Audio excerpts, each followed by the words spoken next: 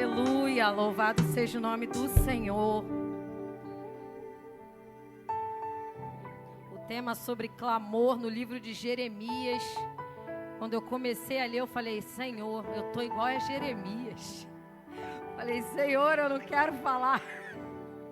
Senhor, a gente não sabe falar, né? Assim, quando a gente tem uma oportunidade, a perna começa a tremer, aí a gente olha para o lado e fala, sou eu? Sou eu mesmo? Não, sou eu não. E a gente fala, não, Senhor, eu sou tão pequeno.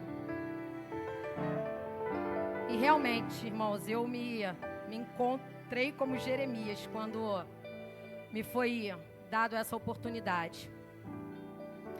E o tema como Jeremias 33,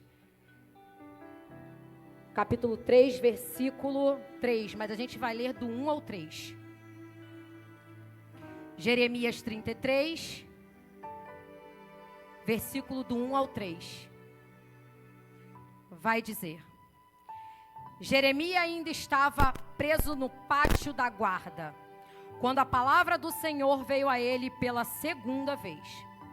Assim diz o Senhor que fez a terra, o Senhor que o formou e afirmou: o seu nome é Senhor.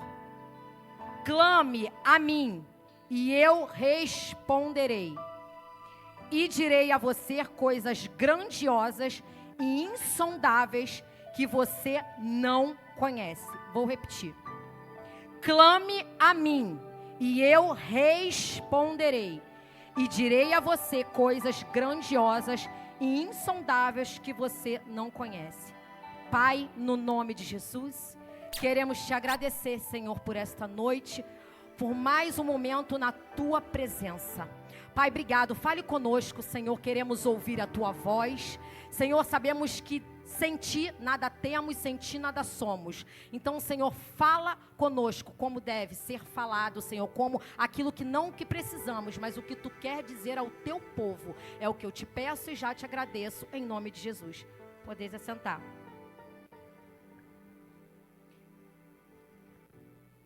Eu vou trazer uma mensagem e eu vou trazer ela um pouco pausadamente, para que você, junto comigo, a gente reflita. Porque o culto ao Senhor é um culto racional. A gente precisa entender o que vai ser ministrado aqui. A gente precisa entender o que diz a palavra do Senhor.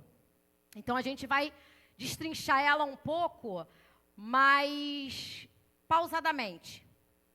E aí tem uma palavra do Senhor que vai dizer, que a gente sempre usa aqui no final do culto, que vai dizer: se Deus é por nós, se Deus é por nós, e se Deus estiver contra nós, quem será por nós? Porque a gente costuma dizer, né? Se Deus é por nós, quem será contra nós? Mas hoje eu trago uma reflexão. Se Deus estiver contra nós, quem será por nós? O Senhor precisa estar conosco. Porque se o Senhor não estiver conosco, se a gente não estiver nele e ele não estiver em nós, se as palavras do Senhor não tiverem em nós, a gente não obedece ao Senhor e a gente não frutifica. Então nós precisamos estar em Cristo, estar em Deus. E aí eu vou falar um pouco sobre Jeremias, um pouco do porquê desse clame a mim e eu responder-te-ei. Quando você vai numa empresa, você vai trabalhar, você bota um currículo. Eu sempre aprendi isso. Você bota um currículo numa empresa e aquela empresa te chama. Aquela empresa, ela olha o seu currículo, ela faz uma triagem do seu currículo e ela olha ali e fala assim: olha, essa pessoa aqui, ela se enquadra um pouco na nossa empresa. Eu estou olhando aqui o perfil dessa pessoa e eu estou vendo que ela se encaixa nessa empresa. E aí eles te ligam, olha, você vai trabalhar aqui, a gente está com uma vaga aqui para você, queremos fazer uma entrevista, você aceita? Aceito. Uma coisa que eu sempre aprendi, quando você vai trabalhar, uma empresa te chama, você nunca pode chegar num local sem saber a cultura daquela empresa. Você precisa entender qual a empresa está te chamando. Ainda, porque às vezes a gente bota currículo desesperadamente porque quer trabalhar. Mas você sabe se aquela empresa, a cultura daquela empresa, ela bate com a sua? Porque quando a gente vai olhar e pesquisar sobre aquela empresa, vai falar sobre a missão da empresa, quem é a empresa, qual a missão daquela empresa, quais os valores daquela empresa. E aí você vai destrinchar, olhar, valor, missão, quem é. E aí você vai falar assim, não, esse valor é o meu, é igual o meu. Essa missão aí, vou abraçar, é a minha. E o que eu queria trazer sobre Jeremias é um pouco sobre isso. Quem era Jeremias? E aí, ao mesmo tempo, você se pergunta aí, quem sou eu? O ser humano, ele precisa saber quem ele é. Ele precisa entender a sua identidade. Jeremias, ele era um sacerdote. Vai dizer que Jeremias era jovem. Eu não sei ali quantos anos, mais ou menos, 18, 20 anos, eu não sei quantos anos. A Bíblia não revela a idade ali, né? Tem que fazer alguns cálculos. Mas Jeremias era jovem. Jeremias era da tribo de Levi, porque ele era sacerdote. Só que Jeremias, ele morava num local que era da tribo de Benjamim. Ele era sacerdote, só que ele situava, a moradia dele era na tribo de Benjamim. Porque a gente sabe que os levitas não tinham terras. Quando foi destrinchado as terras para as 12 tribos, não existia, não deram uma terra para a tribo de Levi. Então a gente consegue ver que em Josué 21, 28, acho que é mais ou menos isso, vai dizer que cada tribo tinha uma terra. Dentro de cada terra ficava um pouco do povo da tribo de Levi dentro dessas terras. Porque você imagina, aqui, vamos supor, Lagunas e Dourados é uma tribo, tribo de Benjamim. Ali na Itatiaia é outra tribo. Estou dando uma suposição aqui. Cada local tinha que ter levita. Ficava moradias de levitas. Porque os levitas precisavam falar com os povos sobre a lei, com a tribo. Então eles moravam ali. E Jeremias, sacerdote, ele vai ser chamado para ser profeta.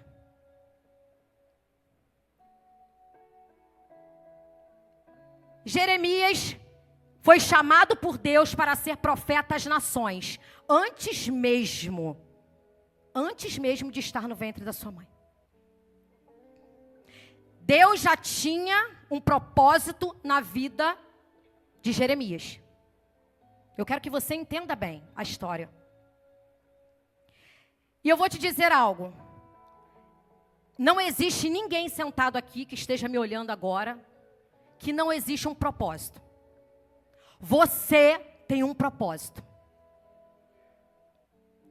Existe um propósito que é um propósito geral, é para todos.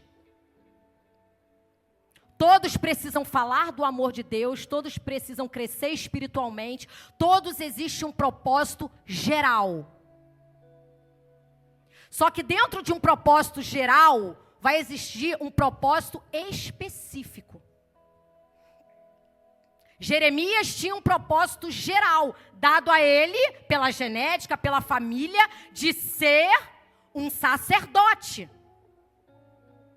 Só que Deus tinha um específico. Deus falou: olha, Jeremias, eu te consagrei a profeta entre as nações. Eu fico imaginando Jeremias: mas eu não sou sacerdote? Eu não sou sacerdote? E Deus está te falando: eu tenho algo específico.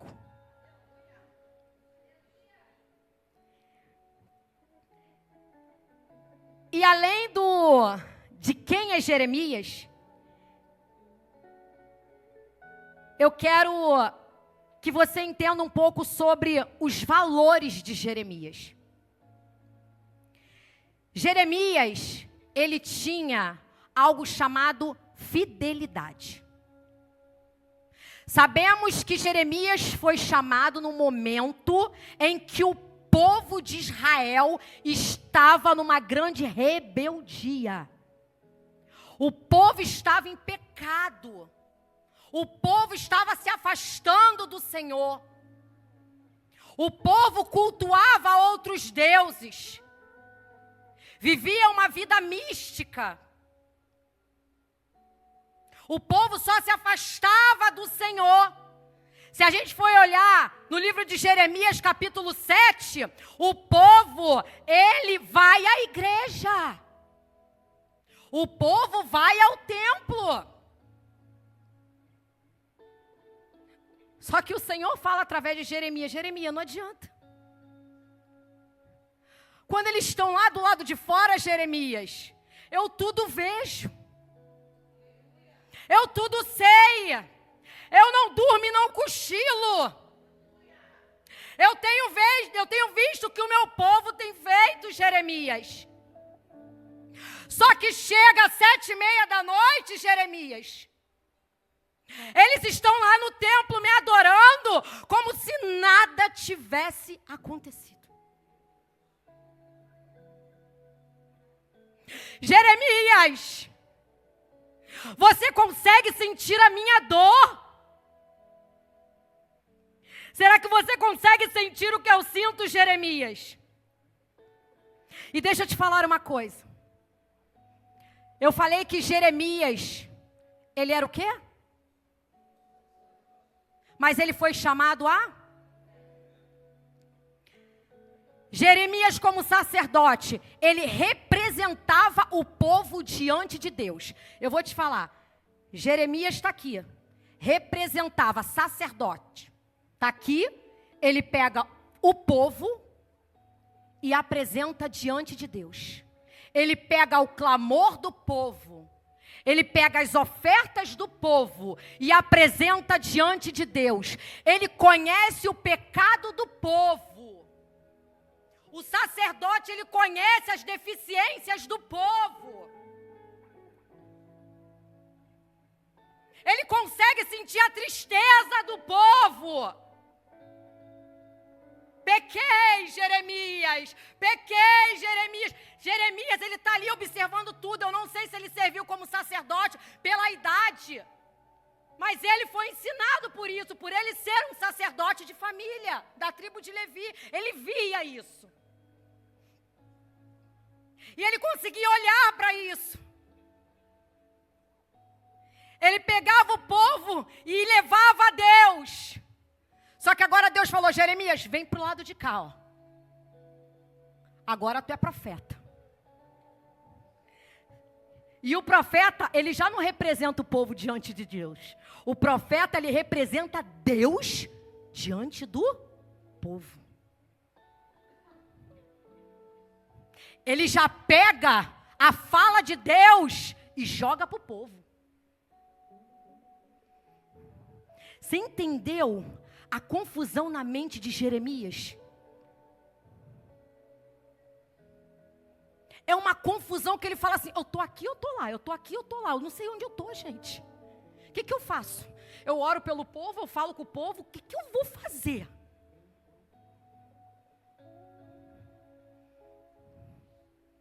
E Jeremias falou, e Deus falou, Jeremias, só fala as palavras que eu colocarei na tua boca. Fala. Como sacerdote, Jeremias conhecia a Torá, conhecia a Bíblia. Ele entendia a aliança, totalmente. Ele sabia o que era fidelidade e o que era uma quebra de aliança. Ele sabia, ele estava ali, ó, junto com o povo de sacerdote. Só que quando Jeremias vai ser profeta, muda tudo. Muda todo o cenário. E aí Jeremias, ele continua com a fidelidade dele. Ele começa a chamar o povo e falar, olha, escuta o que eu vou te dizer. O meu Senhor está dizendo que vocês precisam se consertar. Porque se vocês não se consertarem, Ele vai se afastar.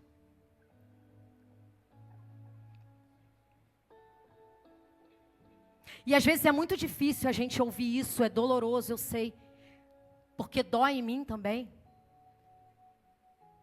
Porque a palavra de Deus vai dizer que todos temos pecado. Aquele que diz que não tem é mentiroso, já está cometendo pecado. Mas nós precisamos entender o que está errado em nós. O que eu estou fazendo lá fora, que quando dá 7h30 eu estou lá dentro levantando a mão para o eterno? O quê?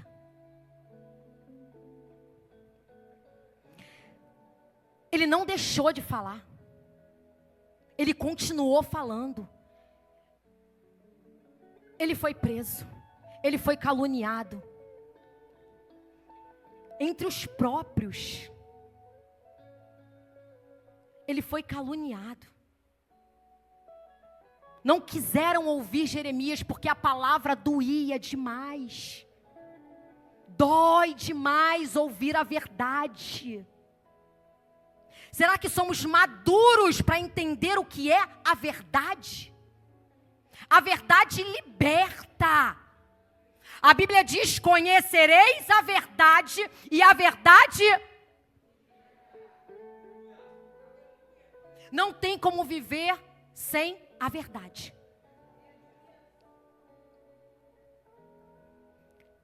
Ele era corajoso. Primeiro ele disse, Senhor, eu não sei falar. Mas ele não foi. Às vezes a gente não sabe nomear as nossas emoções. Jeremias, ele era um ser humano real. Ele não escondia as suas emoções. Ele se questionava com Deus. Ele dava nome. Quando a gente vai olhar Jeremias 27, ele vai dizer para o Senhor, Senhor, eu não aguento mais. Eu não quero mais. Não dá mais. Eu falo com o teu povo, eu falo com o teu povo. Sabe o que eles falem para mim? Não querem nem ouvir. Eles não querem nem ouvir o que eu tenho para falar. Olha o que tu fez comigo. É como se ele estivesse falando assim, me deixasse então no sacerdócio. Para que tu me trouxe a profeta para falar para um povo rebelde que não quer me ouvir? Só que Jeremias, ele amava esse povo. Jeremias amava o povo. Jeremias vai dizer assim, no capítulo 9, 19, ah, meu coração, eu me contorço de dor, não posso calar, porque ouço o som da trombeta e o alarido da guerra. E ele vai dizer também no capítulo 13, 17, mas se não ouvide isto, a minha alma chorará em segredo, por causa da vossa soberba, e os meus olhos chorarão amargamente. Muita gente fala que ele é conhecido como profeta chorão, né? Mas ele não chorava por medo, ele chorava por pena do povo. Ele amava aquele povo. Lembra que eu falei que ele estava lá no sacerdócio e depois ele passou para profeta? Ele amava, ele conhecia o povo. Irmãos, eu quero dizer para vocês que esse povo, ele é levado à Babilônia. Já tinha um decreto. O povo não se consertou. O povo foi levado a cativo na Babilônia. Por causa dos pecados. Não se voltaram ao Senhor. E foram levados cativos. E eu digo que os pecados são aquilo que nós desejamos, o nosso corpo deseja. Somos tentados pelos nossos próprios desejos. Nós caímos pelos nossos próprios desejos. Só que sabe uma coisa linda nisso? Que eu quero compartilhar? E foi falado aqui no início do culto, e eu fiquei encantada, eu abri meus braços, eu falei, Senhor, Tu és maravilhoso. Porque Deus, Ele corrige a quem Ele ama. Existia um tempo de exílio, sim, mas existia um tempo de restauração. Aquele povo foi restaurado. O que eu quero te dizer nessa noite é que você tem sim algo a tratar com o Senhor, porque todos nós temos. E eu queria te convidar para você colocar diante do Senhor o que é que você precisa tratar com Ele hoje. Hoje é o tempo de tratamento, é o tempo de restauração. Vamos ser levados ao exílio? Vamos ser levados ao exílio, sim. Porque o dia bom e mau, ele chega para todos. Mas o dia da restauração, ela também chega. Deus restaura. E quando Deus restaura, Ele é lindo em dizer, clame a mim e eu responderei.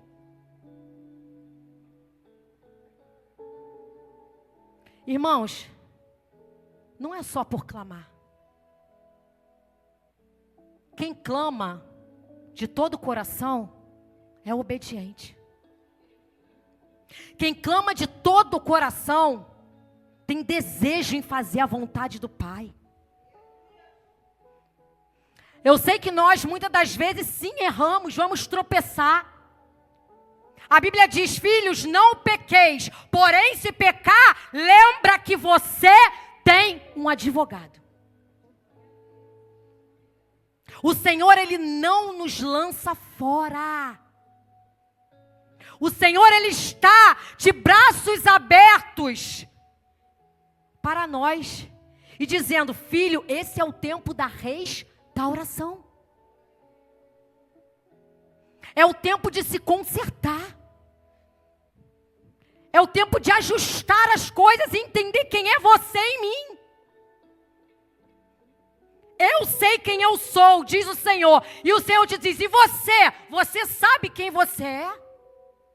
Porque eu sei o pensamento que tenho sobre vós. Eu conheço você. Mas filho, você se conhece? Eu estou aqui para restaurar, diz o Senhor. Qual é a área da sua vida que precisa de restauração? O que precisamos acertar com o Senhor nesta noite? Não deixa para depois. Dia de restauração é dia de se consertar com o Senhor. Porque olha só, gente. A gente não sabe o dia de amanhã.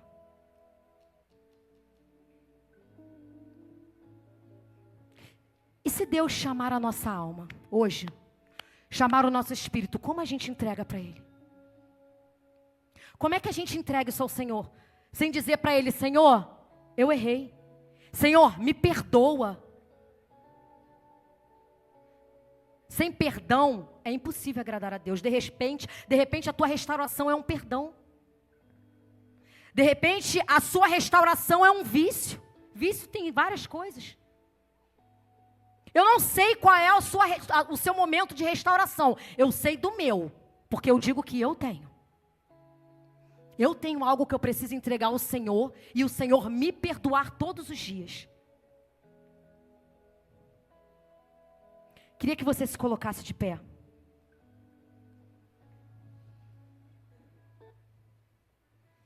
No momento da restauração, o Senhor disse: quando se completarem os 70 anos da Babilônia, eu os visitarei e cumprirei a minha promessa em favor de vocês, de trazê-los de volta para este lugar.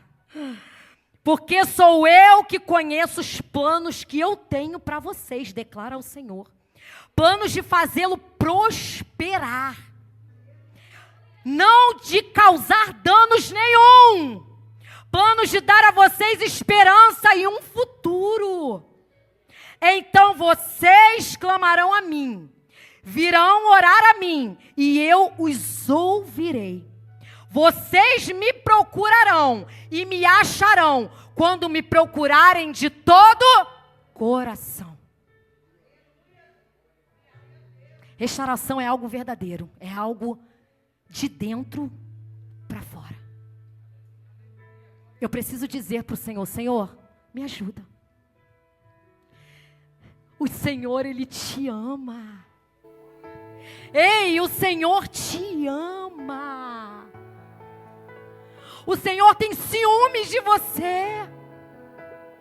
O Senhor ama a sua vida. O Senhor, Ele só não quer que você continue nessa prisão. Porque muitas das vezes esse exílio é uma prisão de mente, como disse o pastor André aqui. Estamos aprisionados na mente. Estamos confusos. E o Senhor está dizendo: clama a mim, fala para mim. Fala para mim porque eu te amo. Fala para mim. Eu quero te ouvir.